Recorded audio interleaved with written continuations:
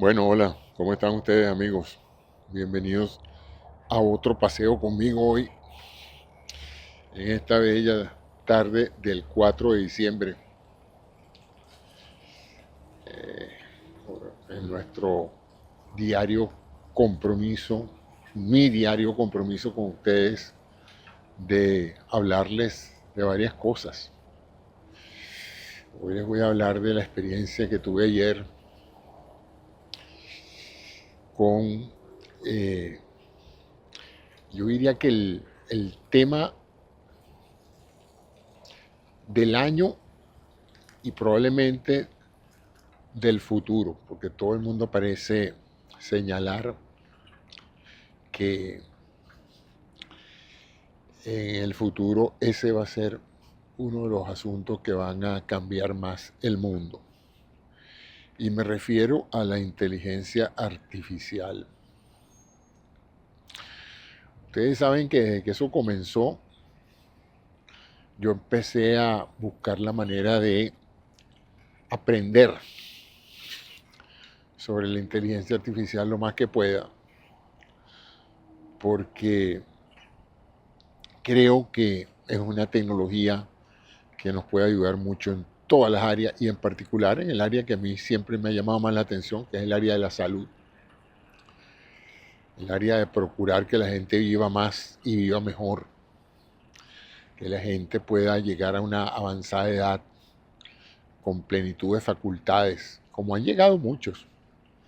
Es sorprendente la enorme cantidad de gente que ahora uno ve llegar a los 100, 101 años y uno no deja de pensar cómo lo lograron, ¿no? Sobre todo porque vienen de generaciones, por ejemplo, que pelearon en la guerra. Ayer vi uno que estuvo en las playas de Omaha Beach, en el desembarco de Normandía. Imagínense ustedes, ese señor arriesgó su vida allí, ese señor, ese soldado, por cierto, un soldado nativo americano, un indio, un descendiente de indios, ¿no?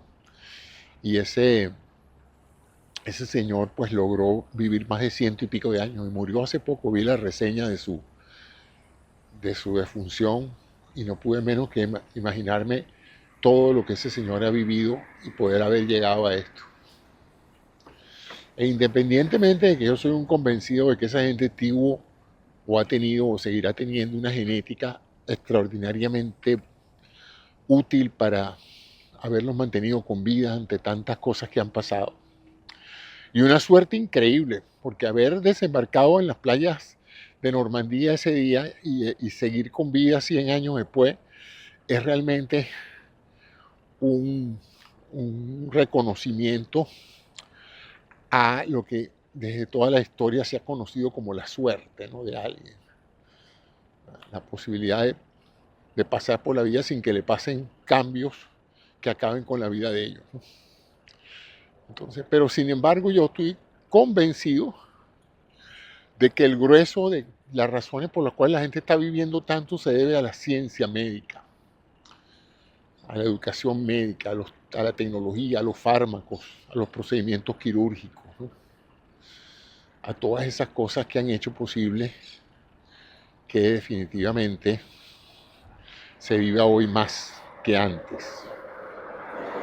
Entonces eso me hace pensar pues necesariamente que la ciencia médica es la responsable de que ahora haya vivido, porque esa gente se enfermó, esa gente se hospitalizó, probablemente le operaron la vesícula o le drenaron un acceso, lo trataron con antibióticos,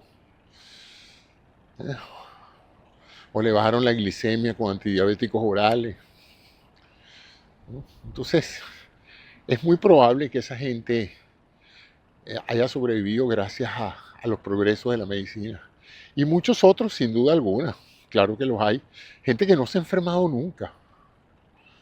Gente que no se ha enfermado nunca. Yo viví con una, mi abuela Vicenta jamás tuvo un problema de salud impresionante. Asombroso, tuvo sus hijos en su casa y pudo sobrevivir en la etapa preantibiótica. Imagínense ustedes lo que significa haber vivido en una época en que no había antibióticos y aún así ella llegó a los 100 años de vida. Y fuera del deterioro progresivo, que llamaríamos normal, básicamente porque, bueno, esencialmente a esa edad no se puede esperar tener la misma fuerza vital que a los 30 o a los 40, pero mi abuela era una viejita sana, una viejita con una, digo viejita porque en Venezuela eso es más símbolo de cariño que algo peyorativo. Mi viejita es algo así como algo que uno reserva solamente para las abuelitas o para las madres muy queridas. Bueno, lo cierto es que,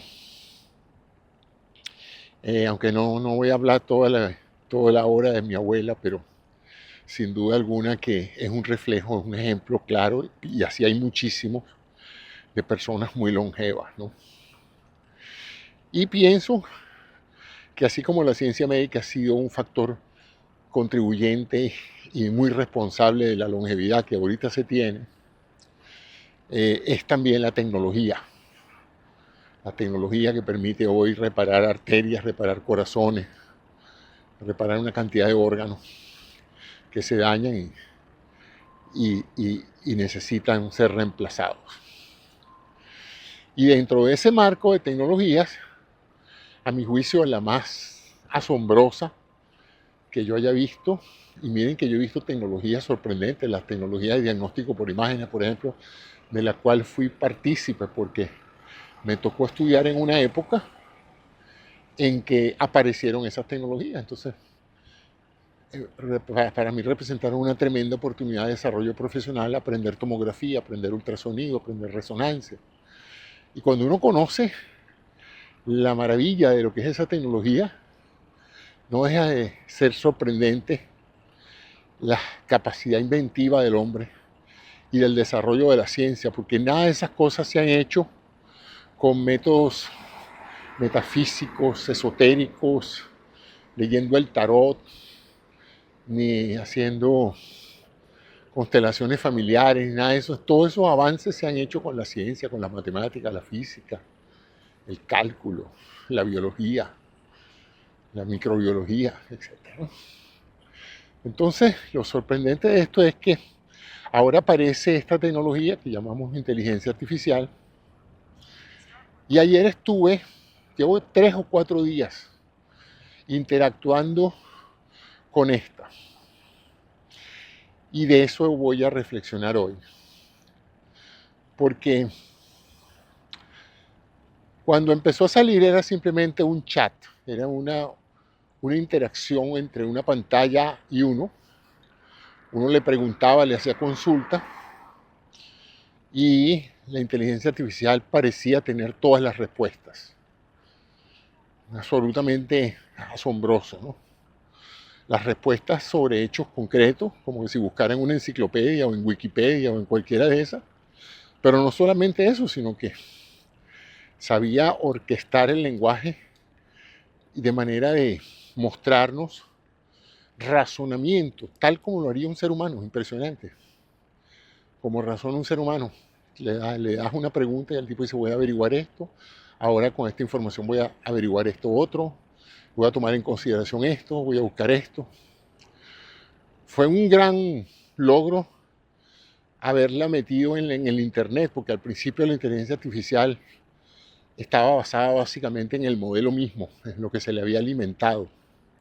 Pero imagínense, cuando se le abrió la puerta del Internet a los motores de inteligencia artificial, al famoso ChatGPT, pues bueno, muchos pronosticaron el final de los motores de búsqueda, el final de Google, porque para qué entrara a un motor de búsqueda de páginas web donde lo que vamos a encontrar es una pila de referencias a páginas que pueden o no tener la información que uno está buscando, cuando este sistema puede perfectamente decirnos la respuesta y razonarnos la respuesta y explicarnos, profundizarnos la respuesta. Bueno, ya ese fue el primer nivel de asombro, ¿no? ¡Wow! Y tan asombró el mundo que todo el mundo se metió en eso. 50, 100, 200 millones de cuentas. Creo que ya solamente ChatGPT OpenAI va por 800 millones de cuentas de usuarios de ChatGPT. Y por supuesto no tardaron en aparecer los de Google, no tardaron en aparecer los de Perplexity, los de las diferentes otras empresas que participan aquí, Cloud, Anthropic. Nos sorprendieron los chinos también con el DeepSeek y demostraron que también saben de eso. Los europeos también han sacado sus modelos de lenguaje. Pero hasta ese momento era eso, pues. Era un asistente al cual uno le puede hacer miles de preguntas y obtener miles de respuestas. Algunas muy confiables, algunas muy lógicas, otras un poquito cuestionables en su veracidad. Se decía, bueno, pero es que ella a veces cuando lo que no sabe lo inventa, y es verdad, lo que no sabía lo inventaba, ¿no? Entonces se decía que la inteligencia artificial alucinaba.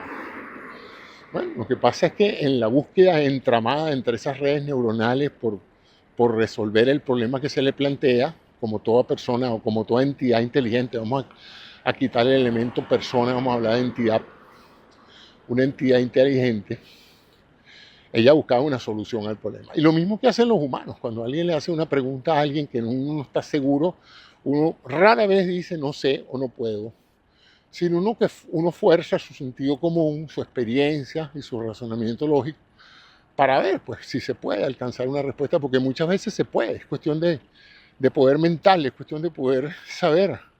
Cuando un jugador de ajedrez está jugando, él no sabe qué jugada va a tener el adversario. Y la respuesta del adversario representa un nuevo problema. Y él podría decir, yo no sé cómo jugar ahora con esa movida que ha hecho. Pero él por eso no se rinde. Una persona inteligente ante la falta de información de cómo resolver un problema no se rinde. Se sienta a pensar a ver si puede deducir o inducir o producir una respuesta lógica.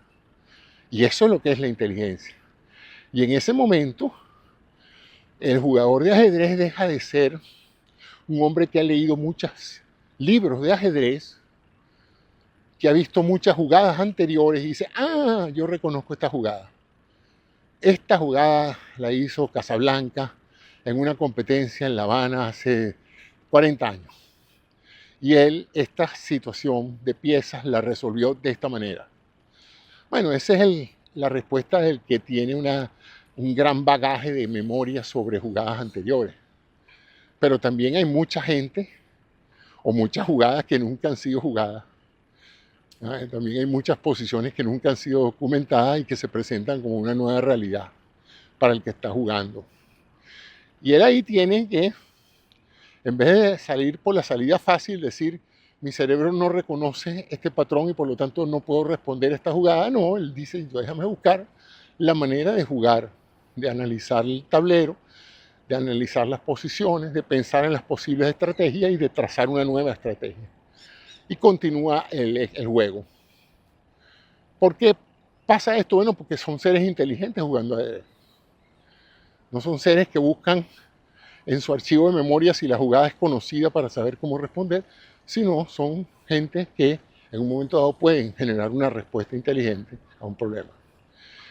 Y si estos sistemas artificiales funcionan como el cerebro humano, en muchos aspectos hay razones para pensar que puede ser así, porque al fin y al cabo su arquitectura se tomó precisamente de lo que se conoce de las redes neuronales, de cómo los impulsos eléctricos se mueven de célula en célula eléctricamente, electroquímicamente en el cerebro. Bueno, pareciera que los sistemas de redes neuronales tienen algo parecido a eso, ¿no? Una solicitud se mete en una maraña de interconexiones y empieza un proceso de ensayo y error hasta dar con la solución más apropiada al problema que se plantea. Y los problemas se los comunicaba uno en lo que llamábamos el prompt, esa solicitud hablada dirigida pues a que el chat GPT nos respondiera y nos diera la información que estábamos buscando. Primera etapa. Ya ahí la gente se alarmó, porque tú le podías decir, escríbeme un ensayo sobre el origen de la leche como producto de alimentación humana, y te sentabas a esperar y la inteligencia artificial te escribía un ensayo espectacular, notable, lleno de elementos que reflejaba que no es que leyó un artículo o dos sobre eso para repetirte lo que leyó, no. Compuso de la nada, de múltiples fuentes y múltiples conocimientos con los cuales ha sido entrenado una solución particular para presentártela como respuesta a ese ensayo. Y nos llamaba la atención cuando le decíamos, no me gusta ese, házmelo más sencillo, o házmelo más complejo, o más largo, házmelo de 800 palabras. O sabes una cosa, dímelo en italiano. Y uno no dejaba de quedarse perplejo cuando la inteligencia artificial en segundos te producía un excelente ensayo, diferente al anterior y en italiano. Y tú decías, no.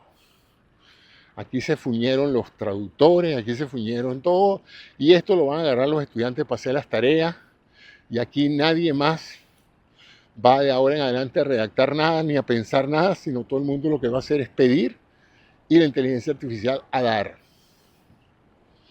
Sin embargo, en esa primera etapa de la inteligencia artificial todavía había que sentarse y saber cómo pedir la información. Porque si no la pedías adecuadamente, la inteligencia artificial pues no hacía mayor esfuerzo por aclararte la cosa. Sin embargo, ya empezaron a notarse ciertos avances cuando la inteligencia artificial, sabiendo que tú podías tener otras necesidades, te respondía, esta es la respuesta, pero ¿te interesa que te muestre otra cosa? Y entonces que te amplíe esto. ¿Te interesa que te documente mejor esto? ¿Te interesa saber más sobre esta persona? Y uno se queda así como, wow, ya me resolviste un problema y ahora me estás ofreciendo otras soluciones, ¿no? Notable. Justo cuando nosotros ya eso nos tenía asombrados, perplejos, completamente pensando cómo usar esto en nuestros negocios, en nuestra educación, en nuestro entretenimiento, en todo. Aparece un buen día un microfonito al lado. Un microfonito que empezó siendo capaz de entender nuestra voz para transcribirla en lenguaje escrito en el panel donde uno hace la solicitud. Bueno, tú dices, bueno, ya no me sorprendió tanto porque ya yo sabía que las computadoras podían escuchar la voz humana en cualquier idioma y podían transcribir la voz en texto. Claro, eso facilitaba mucho para la gente que no escribe en teclado rápidamente el poder decirle a la computadora en palabras lo que tú quieres que haga y que la computadora te entienda el lenguaje y te lo transcriba en un mensaje escrito.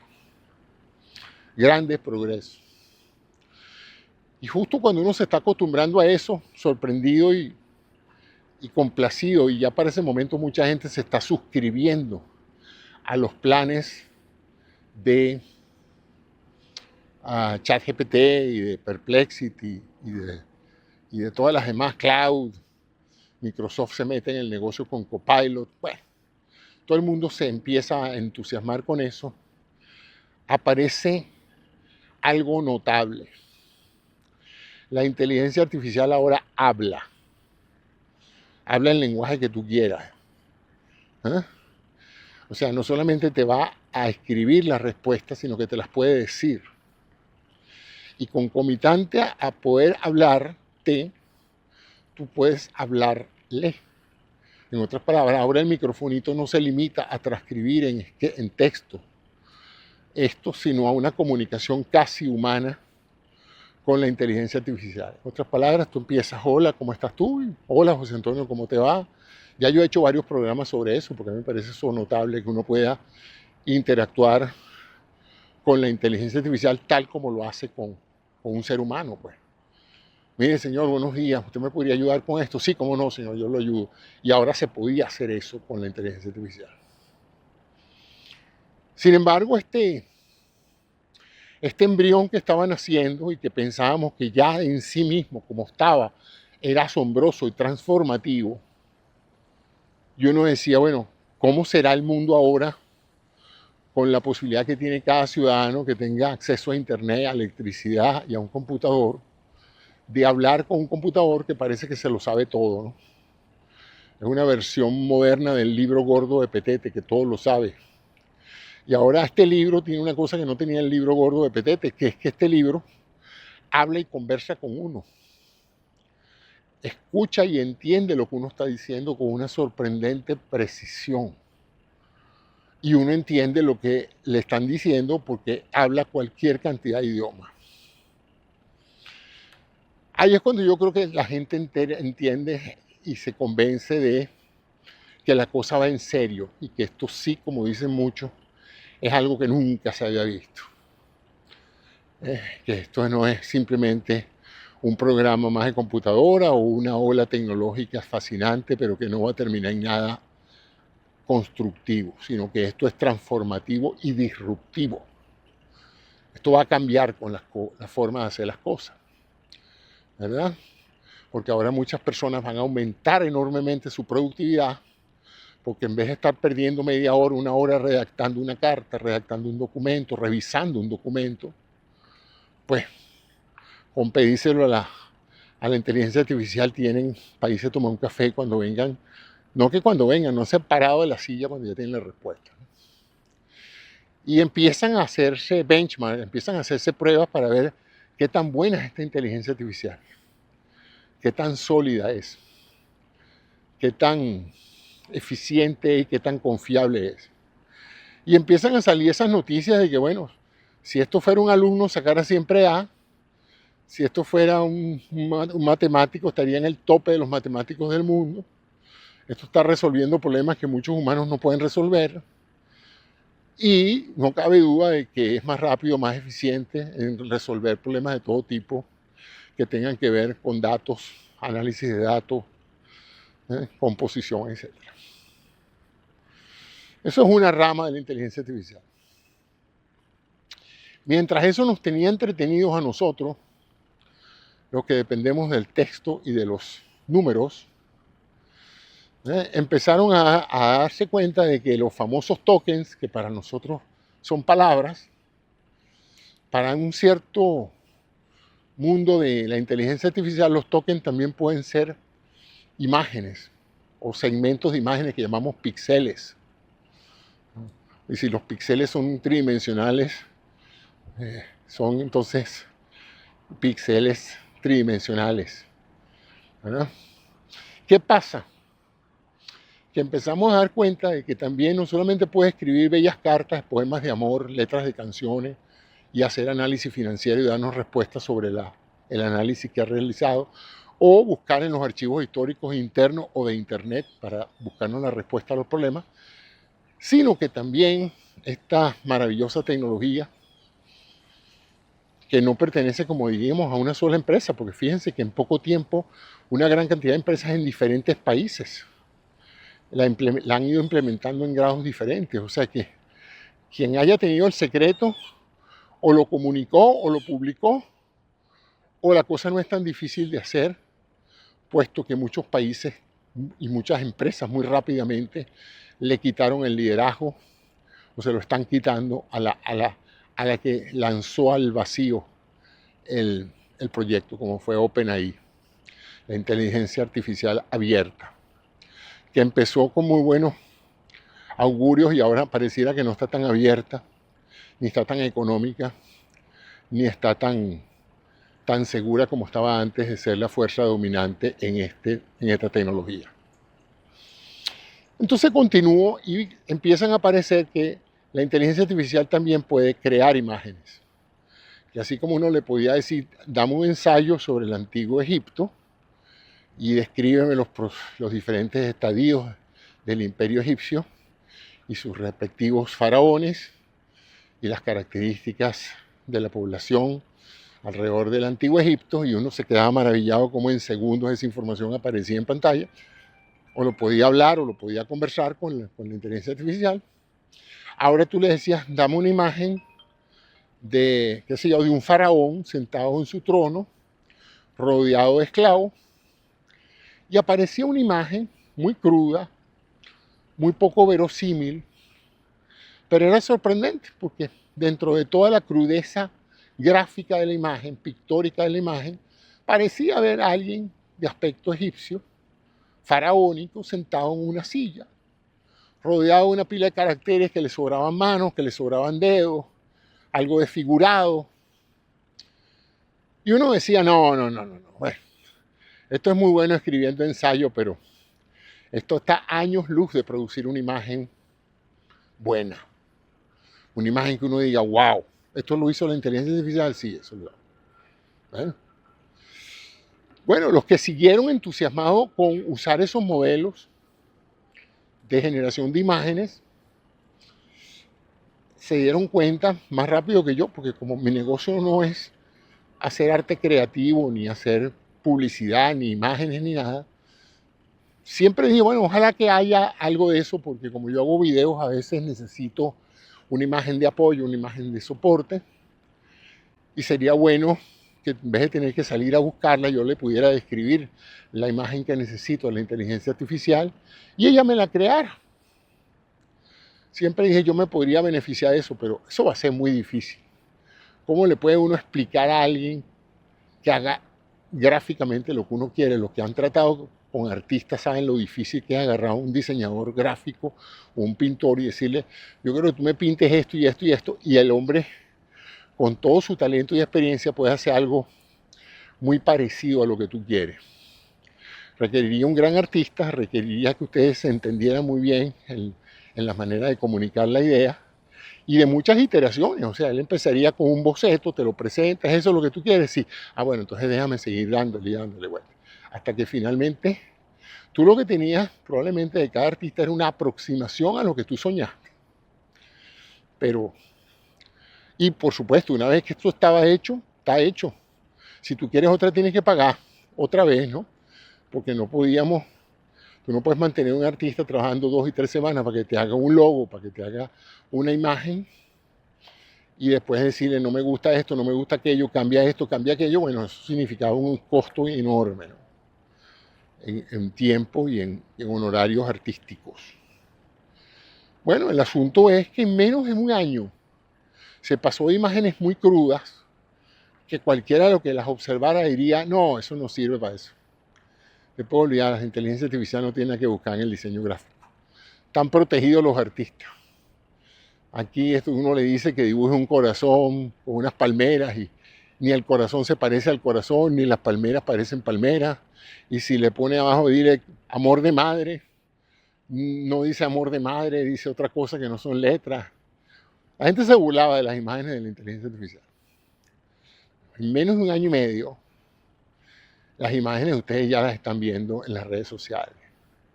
Es inverosímil lo que la inteligencia artificial hace en creación de imágenes. Y si eso no nos sorprendía, para algunos, la sorpresa con la cual alguien o una entidad que no tiene, digamos, alma artística o creatividad, entre comillas, puede crear cosas a través de un proceso algorítmico, aparece también el hecho de que tú le puedes ahora decir que active la cámara y que te diga qué estás viendo. O sea que ahora la inteligencia artificial no solamente te podía mostrar imágenes, leer imágenes, sino ver imágenes e interpretar las imágenes. Los que han tenido la curiosidad por ver eso es algo asombroso. Tú le muestras una foto de tu tío montado en su Ford Mustang del año 64 y le dices, ¿qué es esto? Y la inteligencia artificial te dice, ese es un hombre de unos 45 años en un Ford Mustang rojo de ese año. El Ford Mustang es un automóvil así asado. La ciudad donde está tomada la foto parece ser Caracas, parece ser el norte de Caracas, porque se ve el Ávila en una perspectiva donde solo se puede ver desde el norte. Y uno dice, wow, la inteligencia artificial no solamente vio la foto, ha podido decir, ahí hay un hombre parado al lado de un carro. Yo con eso ya me hubiera quedado sorprendido. No, no, no. Esta te decía y te describía lo que veía, ¿no? Y entonces tú agarrabas algo, ese texto lo copiabas, te ibas para esa misma o para otra y le decías, mira, necesito que me hagas una imagen, y le copias y le empastas exactamente lo mismo que ella misma te dijo de la foto de tu tío montado en su Mustang. Y curiosamente, la inteligencia artificial no te muestra una imagen de tu tío, pero sí te muestra la imagen de una persona parecida a tu tío, ¿verdad? En un Mustang. Probablemente en una ciudad diferente, probablemente en un carro diferente, etcétera. No contento con esta sorpresa, tú llegas y le repreguntas y le dices, el carro es, quiero que sea rojo, ahorita es azul, quiero que sea rojo. Y en segundo, el Mustang azul se transforma en un Mustang rojo. Entonces tú dices, oye, pero ya esto está llegando a un nivel insólito. Y hasta ahí estaba yo. Hasta unos 2 o 3 meses, yo decía, ya se llegó a lo que se quería llegar. Ya la inteligencia artificial piensa, razona, escucha, entiende, traduce, ve, dibuja, pinta, sugiere ideas, resuelve problemas. No podría decir ni siquiera que lo único que le falta es cantar, como decía uno antes, porque lo más probable es que cante y cante perfecto. Y si yo le digo que cante como Pavarotti, cuidado si me simula la voz de Pavarotti con una aproximación. Bueno, lo cierto entonces es, señores, que hasta ahí estaba yo, hasta hace 4 días. Hace 4 días, con mi natural curiosidad de chamo, viendo una serie de programas, pues yo todos los días me dedico a ver programas que me educan. Yo no veo televisión de series, ni de telenovelas, y últimamente ni películas veo, porque muchas películas se hacen hecho demasiado predecibles. Entonces trato de buscar en esta etapa de mi vida videos audiovisuales que sean educativos, que me eduquen algo. Y si además de informarme y educarme, me introducen a un mundo nuevo que no conozco, wow, todavía mejor, imagínense, pues. Me ponen un reto cognitivo, un reto cognitivo que las personas de más de 60 años necesitan. Algunos se meten en una universidad para la tercera edad. Yo no sé, yo no estoy para allá, esto está yendo para la universidad. Como una vez le dije a alguien cuando terminé el PhD, de ahora en adelante no hago más un examen ni de heces. Ni de heces me hago yo un examen más. Que va, yo pasé 14 años de educación superior, presenté todo tipo de exámenes y créanme que no estaba dispuesto, después de esa larga carrera de examinado, someterme a otro examen, a la angustia, al reto de otro examen. Por ahí estoy preocupado porque pronto voy a tener que tomar el examen de la licencia de manejar. Ojalá que no me raspen ahora. Bueno, volviendo a esto,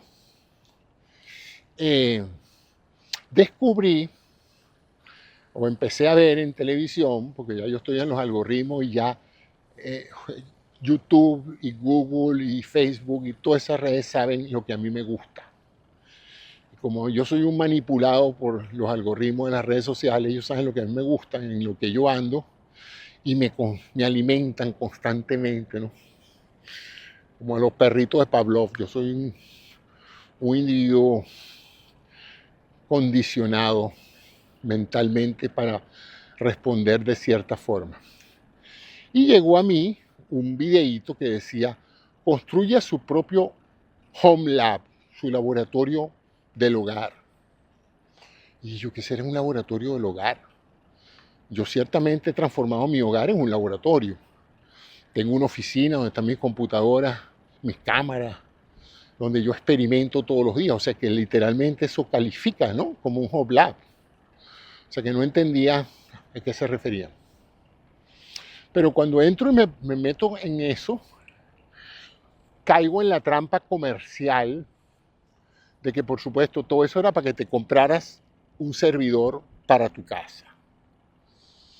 Yo en mi casa tengo una red local donde se conectan todos mis computadores vía Wi-Fi, como creo que todos ustedes tienen más o menos lo mismo.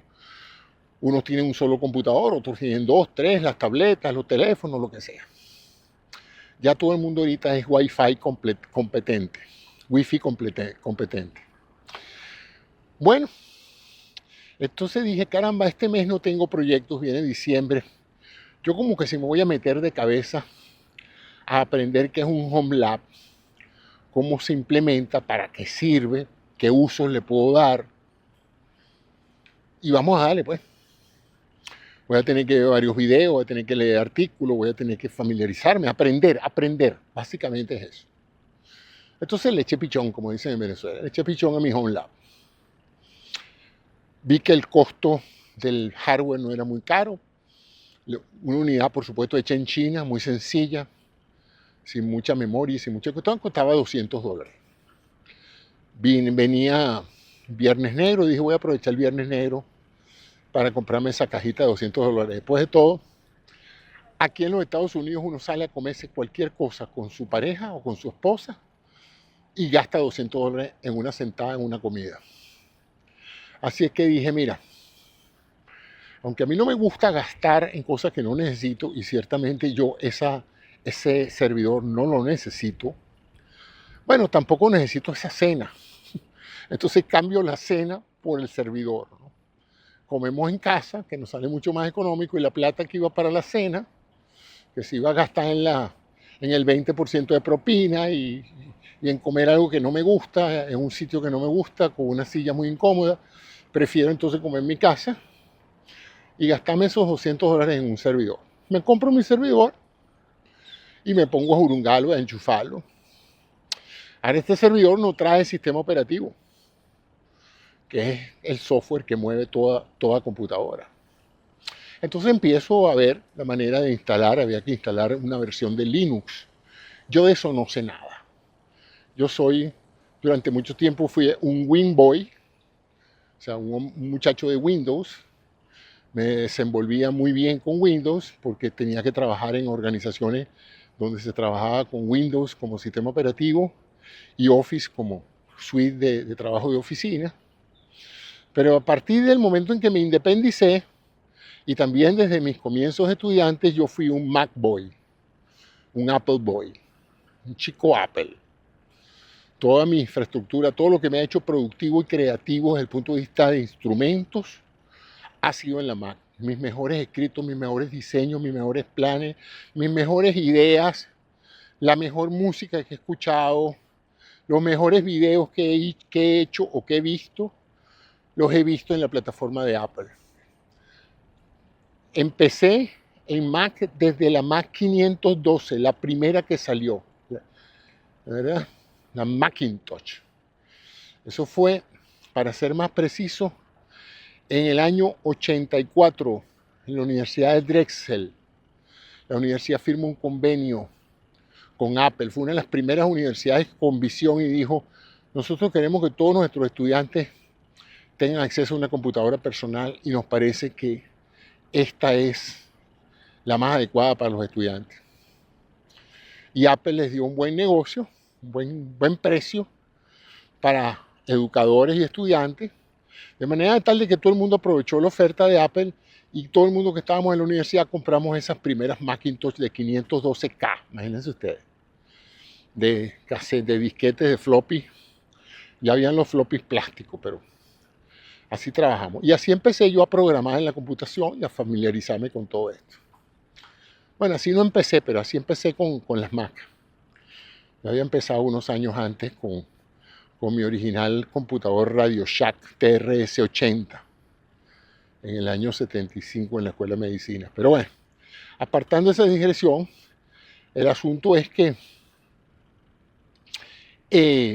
me siento a configurar mi servidor, mi home lab. La idea es que esa cajita, con memoria y con discos duros y con el software, se transforma en un laboratorio de experimentación de nuevas aplicaciones. de aplicaciones que son básicamente algunas productivas, otras de entretenimiento, etcétera. Pero la idea es que tú juegues con aplicaciones informáticas fuera de tu computador de trabajo. Porque el grave problema es agarrar tu computador de trabajar y meterle juegos y meterle otras cosas por curiosidad, es que se te contamina, que se te llegue un virus o que simplemente se te llena la memoria de basura que tú no usas sino esporádicamente, y entonces terminas el día que quieres sacar una carta rápido, el día que tienes que responder un email, la computadora está parada, o está sin memoria, o está completamente trancada y corrupta porque está llena de documentos que tú has metido ahí o que te han metido y no te has dado cuenta. Entonces, consejo número 1, para los que han llegado hasta aquí en este video: si usted necesita una computadora para hacer su gestión diaria, sus cuentas de banco, mantener su información privilegiada, sus cuestiones de seguro, sus cosas privadas y sus fotos, no invente. No invente instalando cosas nuevas, ponga su antivirus, sobre todo si usted está en el dominio de Windows, y quédese tranquilito. Que tiene curiosidad de meterse en un website, métase en la computadora de otro. No se meta en la suya, porque cuando usted se pone a visitar websites, ya va a darle clic y clic y clic y aceptar todas las cosas que le están presentando en pantalla, termina o embasurando su computadora o permitiendo que un ransomware, como lo llaman ahora, le controle la computadora y después le quieran pedir rescate para poder acceder a sus datos y sus fotos y sus cosas. Entonces no invente. Además, este Home Lab tiene la peculiaridad de que puede interactuar con internet, pero puede ser todo local, o sea que lo que usted meta allí no sale de su casa. Por eso se llama Zipper. Porque hay una enorme cantidad de aplicaciones en la red donde uno puede experimentar con nuevas cosas, curiosas cosas que a usted le llamen la atención. Pero están en el cloud, en la nube. Esto es una nube personal que usted va a crear en su casa. Si se va al internet no importa, usted todavía tiene acceso a sus documentos, tiene acceso a todo. Y es más versátil que simplemente su propia computadora, porque la puede usar toda su familia, sus hijos, usted puede crear cuentas. Bueno, es como tener un iCloud o como tener un Google Drive, pero lo tiene metido en su casa en forma segura, si es que no le llega la policía y se lo lleva, o un ladrón y se lleva el computador, pero usted lo tiene ahí en su casa para jugar con eso. Es un laboratorio hogareño informático. Entonces, hice una serie de consultas a ver qué sistema operativo. En este tipo de tecnologías me encontré que finalmente le estoy dando todos estos datos por si les interesa curiosear y hacer lo mismo que yo hice. Hay dos tecnologías. La más comúnmente es una que se llama, por cierto, esto se llama NAS, N-A-S. Y entonces, esto es una tecnología de servidores que les permite un acceso seguro a la red dentro de su casa. Es un servidor de red dentro de su casa para que usted guarde sus archivos, sus fotos, sus videos, su música, y guarda otras aplicaciones que les permiten interactuar con esos recursos, con esos archivos. Eso es todo lo que es un NAS. Es una forma de compartir ese disco duro que usted tiene con toda su familia, cosa que cuando usted en un momento dado necesita un archivo, no tiene que estar saltando de un computador a otro o pasándole la foto o el documento a alguien en un flash drive, sino que usted se mete en la red, pide lo que está buscando, lo consigue y lo usa para lo que vaya a usar. Me pareció una tecnología interesante. Yo la conocía porque en todas las organizaciones donde yo he trabajado, eso existe. O sea, eso es algo que se usa en todas las corporaciones. Las corporaciones tienen un software para manejar los documentos, las versiones de los documentos, los gráficos, todo eso está en un servidor central para que todos los empleados de la empresa lo usen. Lo que pasa es que uno a nivel de casa, uno no necesita eso. Uno confía en Apple o en Google para que le guarden sus datos. El problema es que hay cosas que uno no quiere guardar o no quiere que Google las lea. Porque ahora que sabemos que Google puede leerlas y verlas, pues uno no se siente a veces tan seguro como están las cosas de mantener la privacidad. Pero bueno, eso no era lo mío, era la curiosidad. Entonces hay uno que se llama TrueNAS, verdadero NAS, ¿verdad? TrueNAS, True NAS, que parece que es, bueno, la tapa del frasco es el sistema operativo más montado en esos servidores caseros, ¿no? Hay otros propietarios que venden el hardware y el software ya listo para que usted lo enchufe y lo empiece a usar, pero yo quería montar el mío mismo, pues la gracia mía era esa, montarlo yo mismo. Eso de comprar un servidor y enchufarlo y empezarlo a usar no va conmigo, pues. A mí me gusta saber qué es lo que estoy haciendo y aprender, por si le puedo ser de utilidad a otro, que siempre he tratado en la vida mía de serle útil a otro. Bueno, el asunto es que me pongo a ver y hay otra competencia que se llama OnRaid. Y consultando precisamente con la inteligencia artificial, con Gemini, que ahora es la que yo más uso, le pregunté, mira, entre Gemini, entre OnRaid y TrueNAS, ¿cuál de las dos crees tú? Me dice, bueno, mira, José Antonio, así mismo, porque ya ella y yo nos conocemos desde hace rato, ella sabe qué yo hago, sabe que soy médico, sabe que todo, ella sabe toda mi vida. Nosotros hemos tenido largas conversaciones y de todas las cosas que yo le he pedido, ya ella tiene un perfil perfectamente claro de mí, completo. ¿Eh? Creo que lo que nunca hemos discutido son las cosas privadas de la familia, mis sentimientos y mis opiniones políticas. Pero fuera de eso, la parte técnica, todo lo demás, ella sabe con quién está hablando, ¿no? Y los que ustedes, los que me están escuchando, que han interactuado con la inteligencia artificial, saben que es así. Mi esposa, que la usa con frecuencia, ellas se saludan y parecen dos grandes amigas. Y ella, pues cada vez que interactúa con ella, uno las oye hablando y parecen ser dos amigas muy conocidas que se ayudan. Entonces me recomendaron un RAID, compré, porque esta sí había que comprarlo, la licencia permanente de un RAID, no es muy cara, me costó ese mismo día del Viernes Negro, me costó $40. Total que me compré mi software pensando que era fácil instalarlo. Yo digo, soy un hombre de computación, he pasado toda mi vida instalando cosas, resolviendo problemas, diseñando bases de datos, usándolas, configurándolas para otros.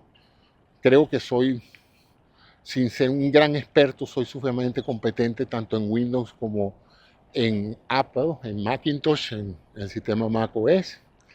Completamente ignorante en el Linux, en el sistema Unix. Pero bueno, tengo los elementos básicos, sino para resolver problemas, para usar mi mente para resolver los problemas. O sea que me sentí competente, dije, yo puedo con esto. Como cuando uno le dan una tarea y dice, ¿tú crees que tú puedas mover esa caja para allá? Sí, como no. Claro que sí, eso no representa un mayor problema. Puede que sea más difícil de lo que yo creo, pero no hay problema, yo puedo. Ay, papá. Me pongo, lo instalo, me parece magnífico, solo que nada me empezaba a funcionar. Y cuando veo yo las páginas y páginas de configuración del sistema, digo yo, Madre Santa, ¿en qué lío me metí? Esto está por encima de mi capacidad, de mi CPU propio, ¿no? ¿Quién podrá ayudarme?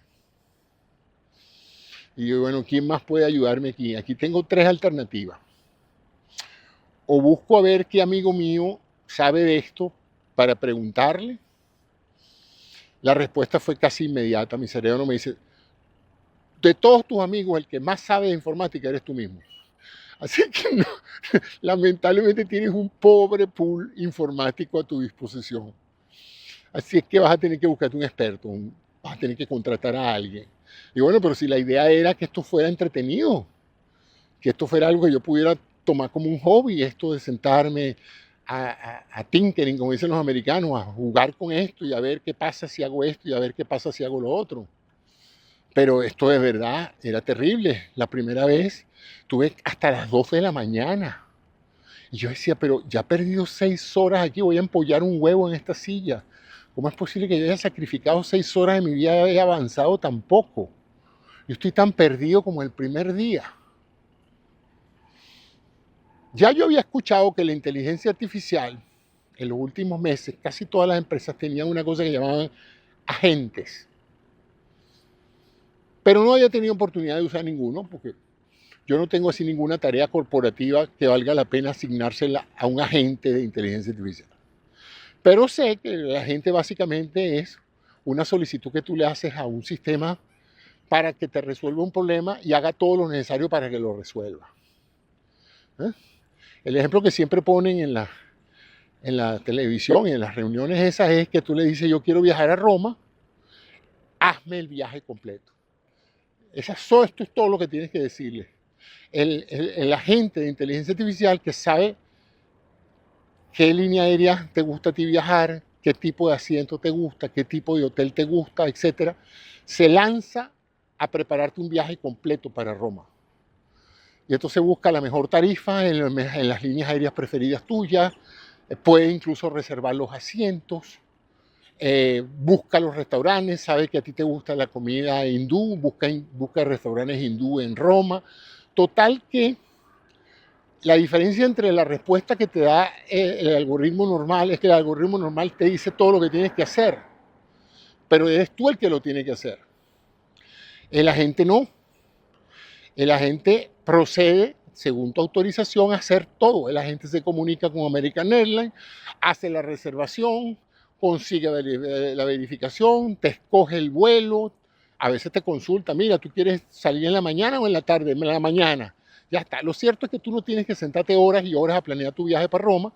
Simplemente tienes un agente, un empleado que no se cansa, que no se fatiga y a quien puedes molestar tantas veces como quieras, y él obedece y él sigue dándole eso. Usualmente ese tipo de capacidades valen más dinero, hay que pagar un poco más, no lo puedes hacer en muchos casos gratuitamente porque eso requiere mucho consumo de recursos por parte de la IA.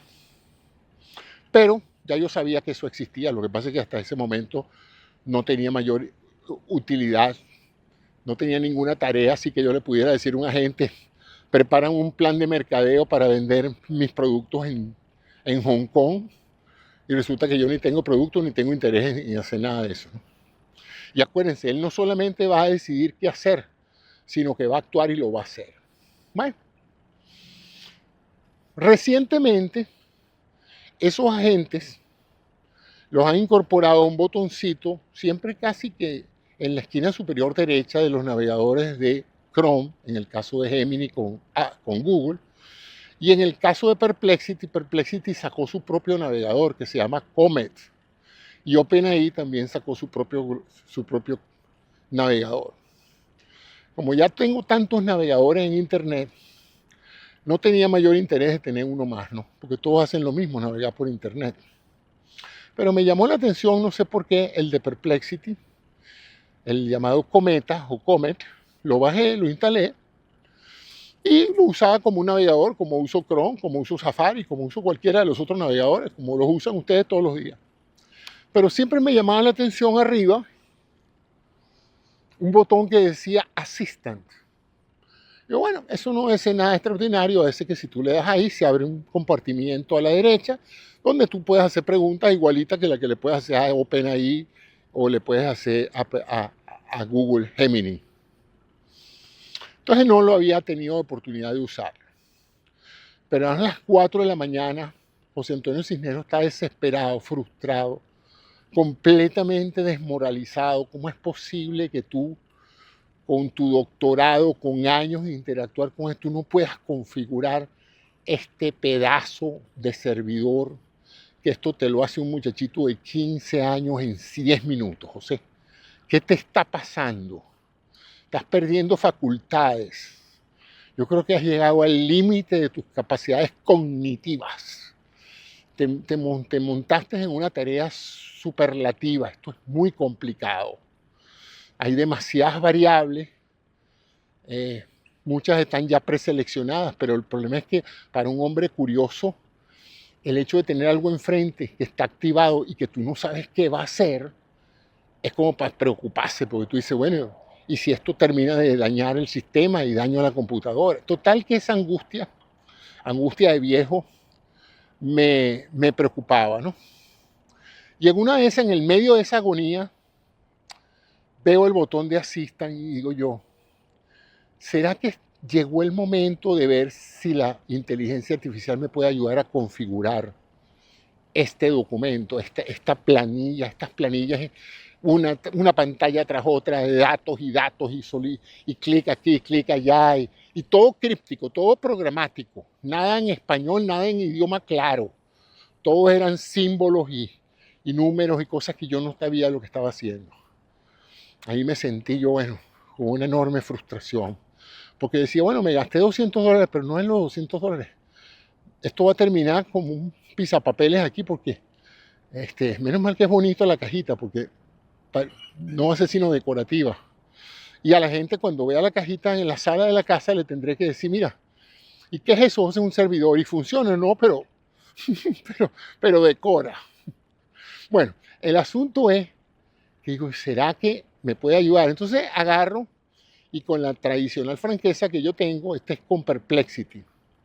Este que está de cometa es con la empresa Perplexity.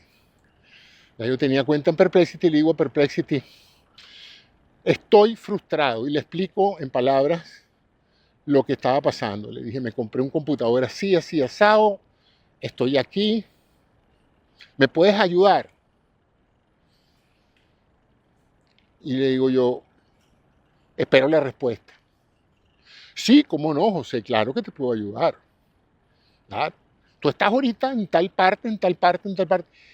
Y me percato por primera vez, sin que yo me hubiera enterado, de que en este navegador y con este asistente, ella puede ver lo que yo estoy haciendo en pantalla.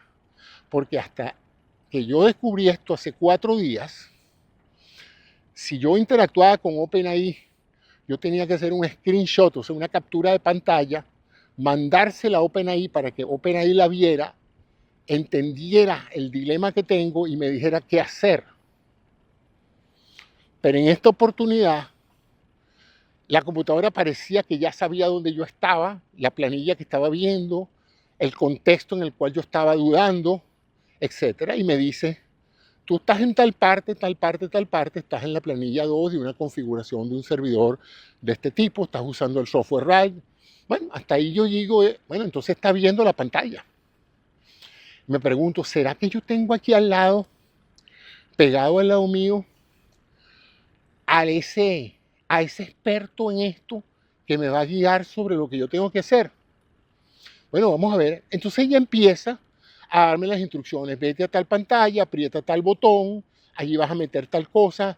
Primero me dijo, ¿qué quieres hacer tú con este servidor? Le digo, bueno, yo quiero hacer esto, yo quiero hacer aquello, tengo curiosidad por probar estas aplicaciones, quiero saber lo que es Docker, quiero saber lo que es Jellyfin, quiero saber lo que es Home Assistant, quiero saber lo que es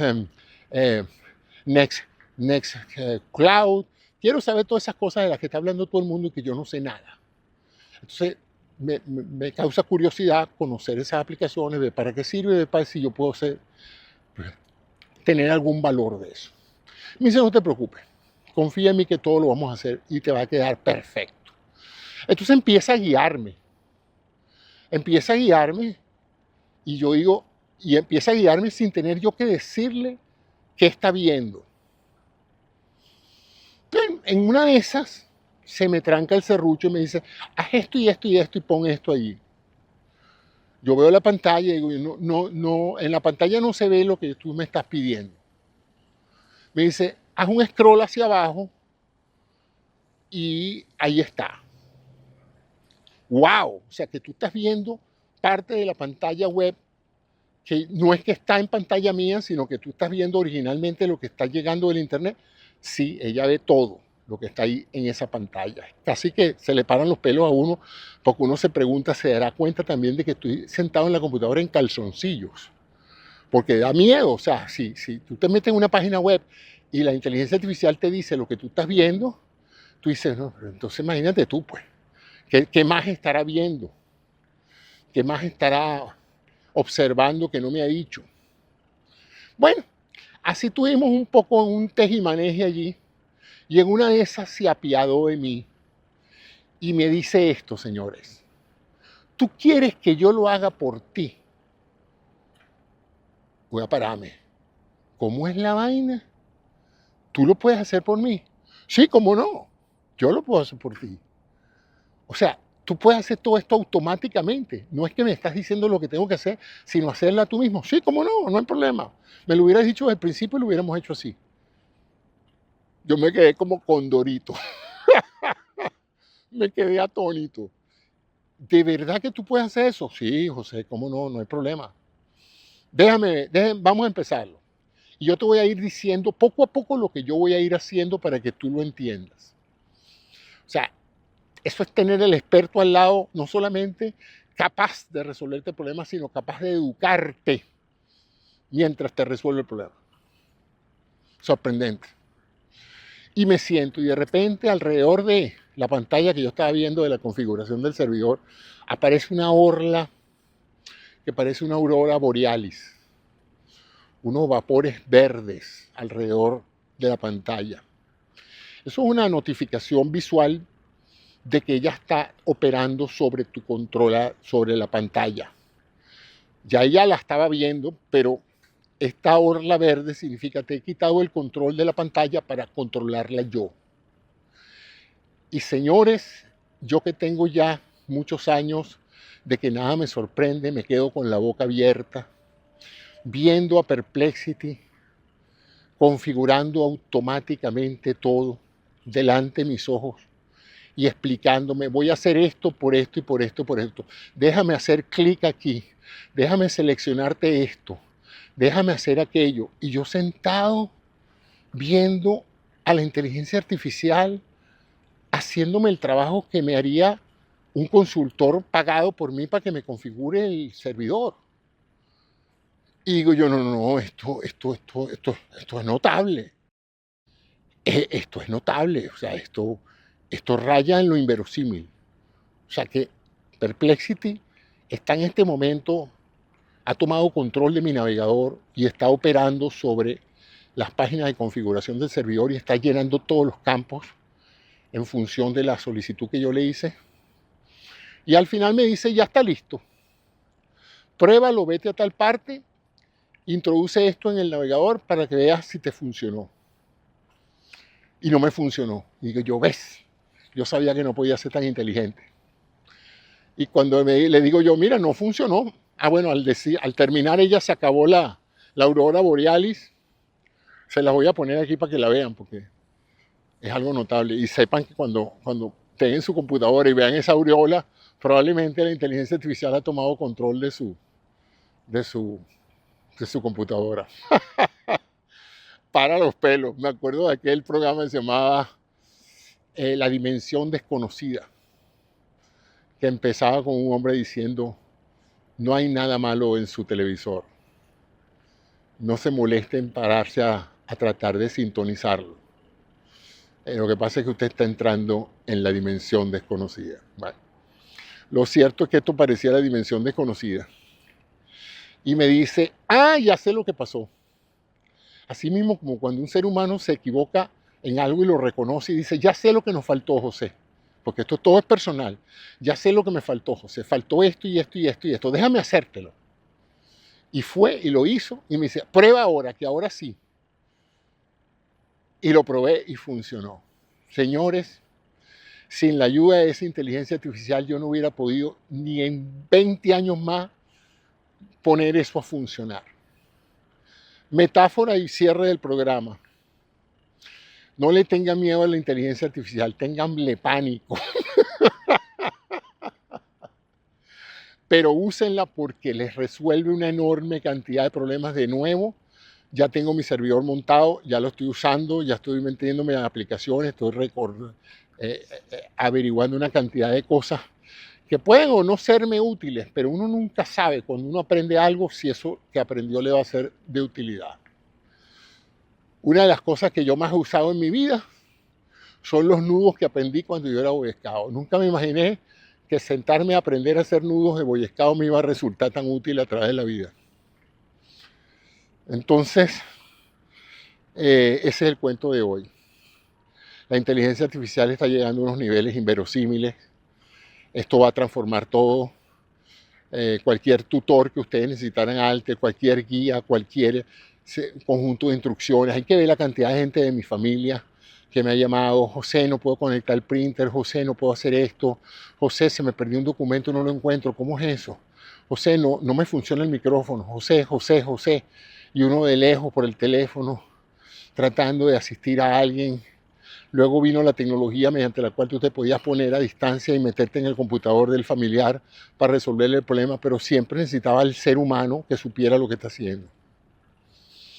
Yo de ahora en adelante, señores, cuando alguien me llame y me diga: José, necesito ayuda con esto, le voy a decir: métete en esta plataforma, busca a tu asistente, o busca el de Gemini, o busca el de Perplexity. Tengo ahora que probar qué es lo que tiene OpenAI, y dile: necesito ayuda, resuélveme este problema, aquí está lo que estoy viendo, y lo más probable es que la inteligencia artificial te responda: sí, ya veo lo que estás viendo, dime qué es lo que quieres que yo haga, y yo voy y lo hago. Las implicaciones las dejo para otro programa, pero es para que ustedes vean hacia dónde estamos yendo y a dónde ya llegamos. Llegamos a una inteligencia artificial que produce imágenes cada vez más realistas, que produce videos, o sea, películas cada vez más parecidas a la realidad. La parte analítica y de documentos ya supera las capacidades humanas de analizar y de revisar y de sumarizar un documento. Y ahora con esto de los agentes que resuelven los problemas cotidianos haciendo las transacciones por ti, porque imagínense ustedes lo que me hubiera tomado a mí adquirir el conocimiento personal para hacer esto.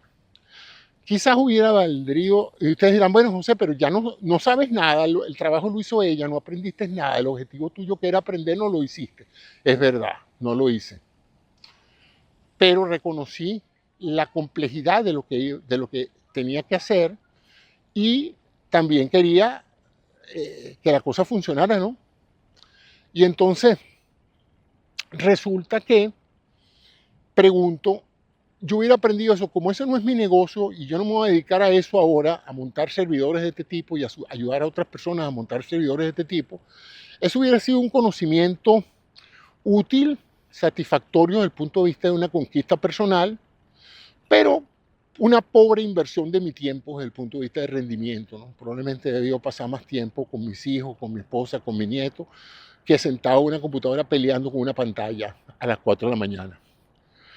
Pero ahora yo y millones de personas como yo van a poder tener ese asistente de inteligencia artificial que no solamente ahora te dice lo que tienes que hacer para resolver un problema, sino que te lo hace. Piensen en las implicaciones de eso. Bueno, ese es el programa de hoy, esas son las reflexiones de movimiento de hoy. Un poquito larga, veo que ya estoy sobre la hora 6 minutos, pero saqué mal la cuenta, y esta parte, que es la parte más interesante del programa, yo debía haberla hecho más temprano. Creo que hablé mucha pajita al principio. Pero bueno, la idea básica era contarles esa experiencia sui generis que tuve de una persona a quien no le debería sorprender la tecnología de computación, porque he pasado, yo creo que la mitad de mi vida metido entre computadoras, parece mentira, y en algoritmos y en programas y viendo desarrollos tecnológicos de todo tipo. Y no quiero ni imaginarme lo que esto va a significar en el área de la salud. Porque antes hablábamos de la telemedicina iba a ser un médico viéndote a distancia, monitorizando tus síntomas vitales, reconociendo tu voz, diciendo: no me gusta el tono de voz, no me gusta su respiración. Ya, déjame esperar que pase este camión.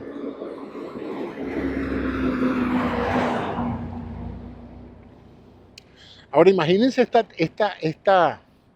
esta tecnología que les acabo de describir como médico. Es decir, que una señora a las 2 de la mañana tenga necesidad de una atención médica, no sepa en ese dilema de si salir corriendo para el hospital o quedarse en su casa. Salir corriendo para el hospital no solamente involucra un riesgo, sino que también involucra un costo. Y por otro lado, aún no involucrando costo ni riesgo, es un fastidio tener que ir al hospital para que le digan a uno: no, hombre, no se preocupe, señor, eso es Eso no es más que esto y esto y esto. Venga mañana o tómese esta pastilla y váyase para su casa. Y uno se queda como un tonto diciendo, bueno, ¿quién me mandó a mí a venir para acá? Si me hubieran dicho que esto no era tan serio, yo no me hubiera quedado en mi casa. Yo me hubiera quedado en mi casa. Y las consecuencias de no ir al hospital, que también son graves, ¿no? Porque a veces hay que pecar de exceso y no de defecto. Bueno, déjame quitar este filtro porque se me hizo oscura la tarde y creo que este filtro le está quitando luz a la imagen. Vamos a quitarlo porque todavía hay luz suficiente para que la cámara pueda funcionar sin filtro. Este filtro lo puse precisamente porque hacía mucha luz. Entonces déjame ver qué se puede hacer aquí. Stop recording. Y de nuevo con ustedes. Estaba ajustando la cámara porque como atardeció y se ocultó el sol, entonces no quería que la imagen saliera muy oscura. Bueno, volviendo al asunto, imagínense por una parte esta inteligencia artificial que les acabo de describir, estos agentes que no solamente te dicen lo que tienes que hacer, sino que ven, escuchan, oyen, procesan y hacen cosas.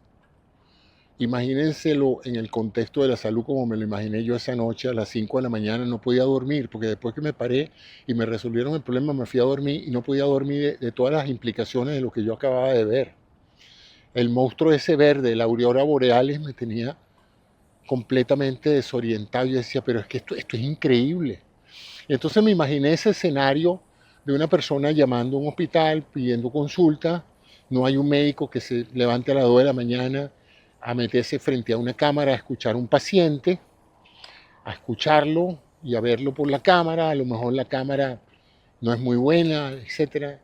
Y me imaginé lo que muchos visionarios y yo mismo he dicho en el pasado, ¿no? Una suerte de módulo de la salud en la casa,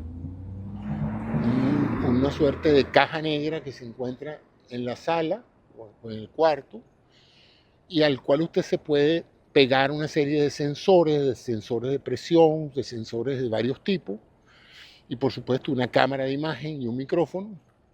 Y cuando usted necesite asistencia en su casa, usted en vez de decirle Alexa, comunícame con el médico, esa misma caja la comunique con un médico que no es humano.